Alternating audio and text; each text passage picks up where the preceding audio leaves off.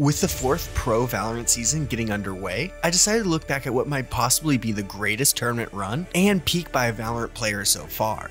Tenz's historic Masters Reykjavik performance in 2021, which launched him to a stardom that has not faded a bit.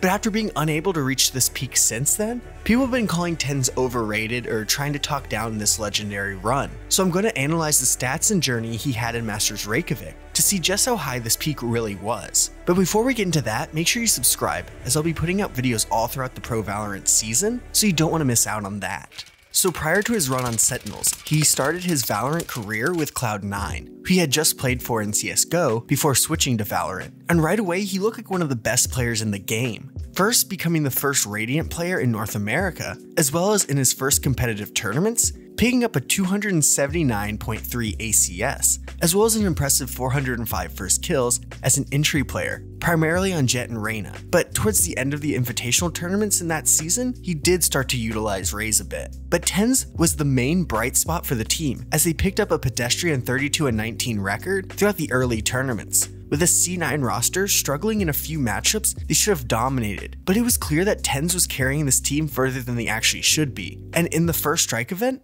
the cracks appeared, as they didn't have enough firepower to make it out of any of the closed qualifiers, eliminating them before they even made it to the main event, ending Tenz's 2020 season with a whimper.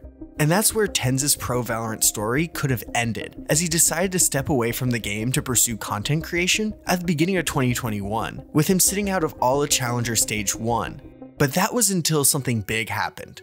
And I'm not going to rehash the whole Sinatra incident, but ultimately Sinatra would be away from the team for a time being. So with that, the North American org Sentinels were on the hunt for a 5th player to join the team, just days before the regional masters. And it was obvious who they needed, as Tenz was by far the best player not already competing in the event. So Tenz jumped back into the fray. And this is where Tenz's peak really started, as Sentinels went on a tear, only dropping one map the entire tournament to take home the first Masters trophy in NA history.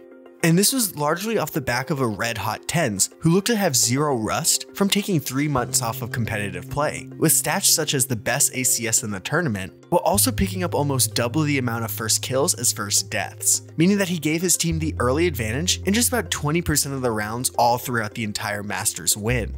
And even though that would rank today as one of the all-time best Masters performances, that was not his peak. That was at the first international LAN in Reykjavik, Iceland.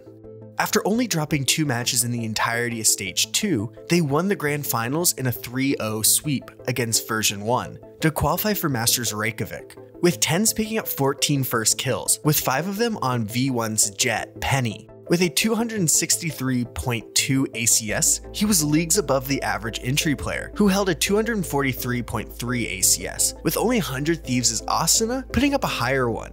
While it was clear that Tenz and the rest of Sentinels were clearly the best in their region, North America in esports has always had a history of hyping up teams regionally that fall short against international talent, and it was feared that they would hit a brick wall when they reached the best of the best. And Tenz and the rest of Sentinels had to prove they were the real deal right away, with them being paired against one of the favorites to win the entire tournament, Fnatic.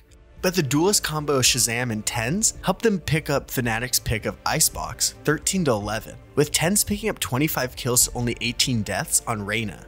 But the spotlight in that match stayed on their IGL Shazam, as he put out one of the best performances on Jett, setting the tone early for how the Sentinels team will come out in Reykjavik, putting up a 368 ACS.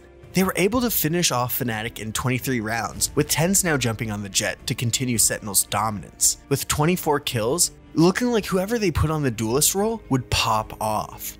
After dominating a great Fnatic team, Sentinels had all the confidence in the world and steamrolled the best Brazilian and South Korean teams, at most giving up 7 rounds in a map, with Tenz picking up 78 kills and only 44 deaths, while picking up an improbable 286.5 ACS, all while having a cast of 87%. But this wouldn't be the peak of his performance, that'd be in the Grand Finals.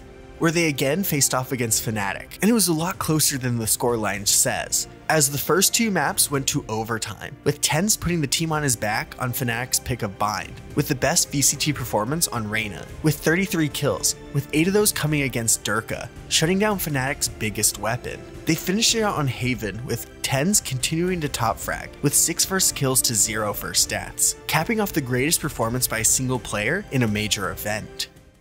So diving into the exact stats of this run, he picked up a record high 289.4 ACS, while leading his team to a perfect 9-0 map record. Along with that, he picked up 41 first kills to a tiny 18 first stats, also ending 81.6% of those rounds either with an assist, saving a weapon, or at least trading out a kill, aka Cass, something that no other top performer has been able to touch, as Tenz rarely was a negative aspect for his team in a round.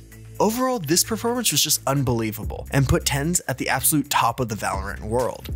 And comparing those stats with the other great runs in Valorant history, he still looks untouchable, with Durka and Demon 1's performances looking more impressive when looking at the multi-kills, as well as the insane amount of clutches by Demon 1 and Champions. But ultimately, these stats just don't show as dominant of a run as Tenz had in Masters Reykjavik. Tenz was just at a higher level than everyone else, and that it's just plain impressive, giving him the early shot at being considered one of the GOATs of the game.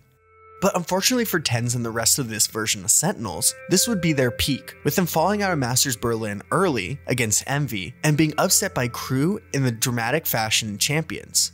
And 2022 was a lower slump for him and the team, with him being unable to make it out of any of the regional challengers events. In the inaugural franchise season, Tenz continued to struggle with his team, only winning 4 matches with him playing, not even making it to the regional playoffs. Through all this, the team around him constantly changed, as he remains the only member from the original winning team in 2021. And all throughout that time since then, his play has fluctuated greatly, with pretty much each performance moving lower and lower, with only Tenz's season in 2022 seeming promising, with a good ACS as well as a solid KD. But of course, his team around him wasn't that great. But since then, his stats and impact on the game have been greatly reduced, which could be chalked up to the nerfs that happened to Tenz's preferred agents in Reyna and Jett, as the meta that allowed him to dominate was quickly reworked after Masters Reykjavik. But looking at Tenz's most recent stats from this offseason, there's some hope for this coming season for him, as he looks to get closer to his prime form, as he picked up his best Cass since Masters Berlin at 74.3%.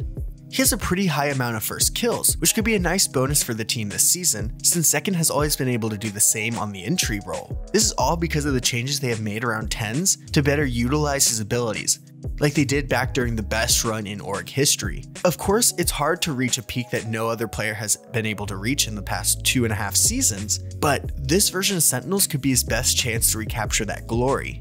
If you like this video, make sure you subscribe, as it really helps out the channel and keeps you updated about all the different types of Valorant videos I'll be posting throughout the Valorant season. So make sure you don't miss out by clicking the bell for notifications. Also, if you want to understand one of the key reasons why Tenz had such a dramatic change in performance, check out my video on the history and downfall of Jett right here.